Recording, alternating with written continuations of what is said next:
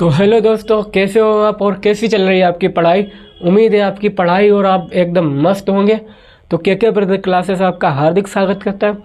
तो गाइस, आज के इस वीडियो में एक मोस्ट इम्पोर्टेंट टॉपिक को निपटारा करेंगे।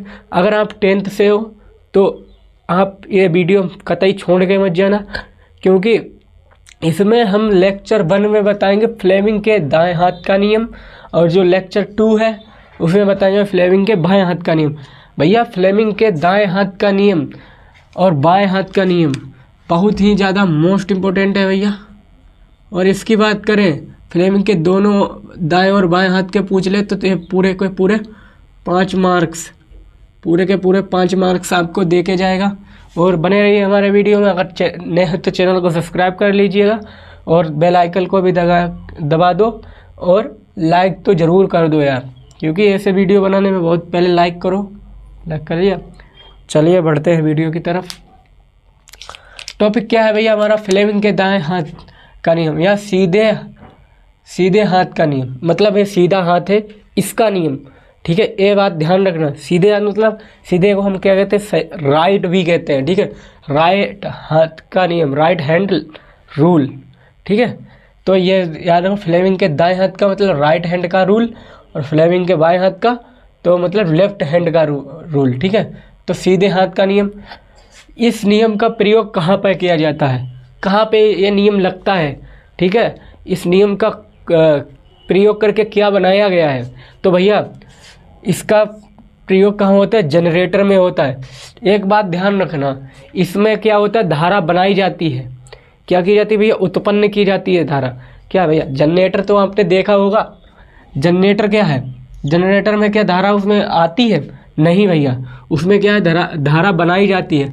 जिसमें भी धारा बनाई जाए, ठीक है, जिसमें भी धारा बनाई जाए वो कौन सा होता है? फ्लेमिंग के दाएं हाथ का नियम, या बोले तो राइट हैंड रूल। ठीक है, इसमें प्रेरित धारा का सिद्धांत का प्रयोग कार्य होता है। प्रेरित का मतलब अगर पूछ लिया, ऐसे भी पूछ लेगा, प्रेरित धारा के द्वारा फ्लेमिंग का दाएं हाथ का नियम लिखिए, ऐसे भी प्रश्न पूछा जाता है। इसमें क्या होता है? वह धारा बनाई जाती है, जैसे जनरेटर। ठीक है, इसमें प्रेरित धारा के सिद्धांत पर कार्य करता है अंगूठा। अब एक बात और ध्यान रखना, जो भैया एक इस रूल को पढ़ने के लिए एक कॉन्सेप्ट पढ़ लो अच्छी तरह से, तो आपको भूलोगे नहीं क्या क्या होता है। तो अंगूठा, ठीक है, अंगूठे को हम अंगूठे ही कहते हैं। ठीक है, इससे चालक के चलने की दिशा बताता है। अंगूठा क्या बताता है भैया?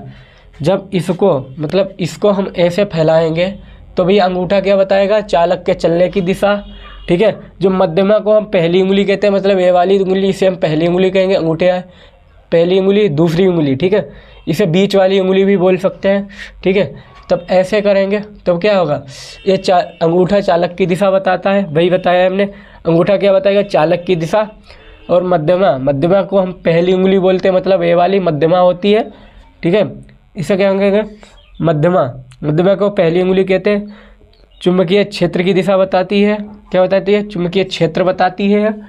मध्यमा पहली उंगली चुंबकीय क्षेत्र बताती है। क्या बताया? चुंबकीय क्षेत्र। और तर्जनी किसे कहते हैं?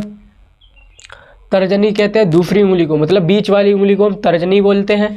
ये क्या बताती है? प्रेरित धारा को बताती है। ये चीज़ अच्छी तरह से देख लेना, ऐसे याद कर लेना। अंगूठा क्या बताता है? चालक के चलने की दिशा। मध्यमा बोले तो पहली उंगली क्या बताती है? चुंबकीय क्षेत्र बताती है। तर्जनी क्या बताती है? बोले तो दूसरी उंगली प्रेरित धारा। ये अच्छी तरह से रट के जाना, क्योंकि ये आप अगर अच्छी तरह से रट लेना तो आपको परिभाषा रटने की ज़रूरत नहीं है, आप यहीं से परिभाषा निकाल सकते हो। तो परिभाषा क्या लिखेंगे आप? आपको 2 नंबर की परिभाषा बस पूछता है। क्या पूछेगा? यदि दाएं या सीधे या राइट बोले थे, दाएं हाथ के अंगूठा और उसके पास वाली दोनों उंगली, मतलब उसके पास वाली 1, 2 दोनों उंगलियों को मध्यमा और तर्जनी दोनों उंगलियां कौन से? मध्यमा और तर्जनी तो हैं। इस प्रकार लंबवत का मतलब क्या होता है? लंबवत का मतलब होता है जो कोण कितना होता है भैया? 90 अंश का जहाँ भी कोण दिखे वहाँ पे लंबवत होता है। मतलब इसको कैसे भी फैलाओ भैया, हर जगह क्या बनेगा, 90 अंश का क्या बनेगा, कोण बनेगा। यहाँ देखो, कहीं भी देखो 90 अंश का कोण बनेगा, ठीक है। इसीलिए इसे लंबवत बोलते हैं। मतलब इन तीनों अंगूठे और 2 अंगुलियों को इस तरह से फैलाएं, लंबवत फैलाएं कि पहली उंगली का मतलब ये मध्यमा, ठीक है। इसे आप लिखेंगे पहली उंगली मध्यमा क्या होता है, चुंबकीय क्षेत्र की दिशा बताए, तथा अंगूठा चालक के चलने की दिशा बताए, और दूसरी उंगली बोले तो तर्जनी प्रेरित धारा की दिशा बताती है। इसे फ्लेमिंग के दाएं हाथ का नियम कहते हैं। बहुत ही सिंपल है भैया। अगर आपने ये चीज़ समझ ली ऊपर वाली, तो इसकी बहुत ही आसानी से निकाल सकते हो। जैसे यदि सीधे हाथ वाले तो दाएं हाथ को, यदि दाएं हाथ को इस प्रकार अंगूठे और उसके पास वाली दोनों उंगलियों को इस प्रकार लंबवत फैलाएं कि पहली उंगली बोले तो मध्यमा चुंबकीय क्षेत्र की दिशा बताए, तर्जनी प्रेरित धारा की दिशा बताए, और अंगूठा चालक के चलने की दिशा बताए। इसे ही फ्लेमिंग के दाएं हाथ का नियम कहते हैं। बहुत ही सिंपल है भैया। बस आज इतनी बात समझ लो, अच्छी तरह से स्क्रीनशॉट करिए। तो आज की इस वीडियो में इतना ही, और दूसरा वीडियो देखने के लिए लाइक शेयर सब्सक्राइब जरूर कर दीजिए। उसमें हम बताएंगे फ्लेमिंग के, जो क्या बताएंगे भैया, फ्लेमिंग के बाएं हाथ का नियम बताएंगे भैया, बाएं हाथ का। और बाएं हाथ का सबसे ज़्यादा मोस्ट इम्पोर्टेंट होता है, होते तो दोनों, मगर सबसे ज़्यादा 70% बाएं हाथ का नियम पूछा जाता है और 30% दाएं हाथ का पूछा जाता है। तो बाएं हाथ का नियम बहुत इंपॉर्टेंट है, और 2 नंबर का आता है बाएं हाथ का नियम। तो कैसा लगा वीडियो, तो कमेंट सेक्शन में ज़रूर बताएं भैया। अगर थोड़ा सा भी अच्छा लगा तो लाइक ज़रूर कर दीजिएगा। तो मिलते हैं ऐसे और वीडियो एक बेहतरीन बाएं हाथ के नियम वाले। तो आज की इस वीडियो में इतना ही। राम राम, सत श्री अकाल।